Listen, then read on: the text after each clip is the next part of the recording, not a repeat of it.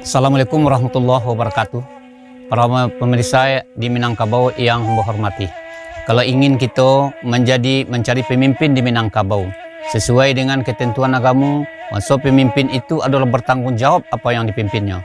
Maka ciri-ciri pemimpin di Minangkabau atau seorang apakah pemimpin di rumah tangga, apakah pemimpin dalam keluarga atau pemimpin dalam kaumnya. Maka sesuai dengan ajaran Rasulullah, pemimpin itu ada ampek ciri-cirinya.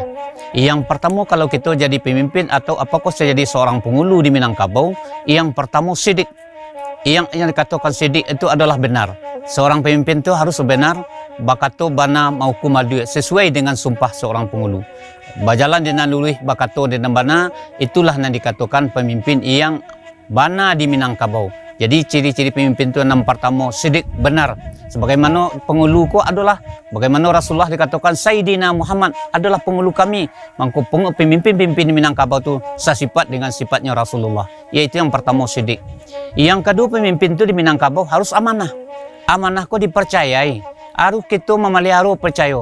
Kalau pemimpin kita di rumah tangga, amanah dari anak dan keluarga kita. Kalau amanah kita dalam kaum seorang penghulu, amanah dari kaum dan anak kemenakan kita.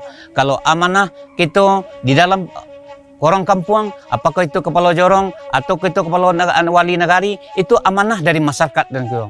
Dan begitu seterusnya, maka pemimpin itu yang pertama sidik, yang kedua amanah. Yang ketiga, pemimpin itu adalah sifatnya fatanah. Kalau seorang penghulu tidak mempunyai rencana untuk masa yang akan datang, untuk memimpin anak kemenakan, untuk mengurus orang di kampung, akan gagal kita dalam mimpi ini.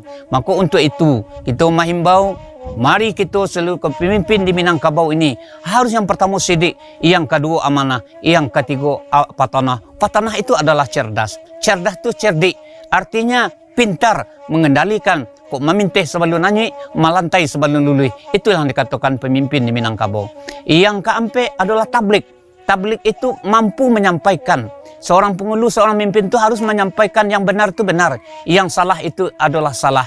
Jangan disampaikan yang salah itu diperbenar, yang benar itu disalahkan. Itu bukan ciri-ciri pemimpin di Minangkabau. Maka pemimpin itu harus berani berkata benar. Kulil haq walau kana muran. Sampaikanlah yang hak itu sekalipun pahit. Inilah pemimpin yang benar yang dicari di Minangkabau ini. Jadi sekilas lintas itu yang bisa saya sampaikan. Lebih dan kurang mohon maaf untuk dapat dipahami dan dimaklumi kita bersama. Assalamualaikum warahmatullahi wabarakatuh.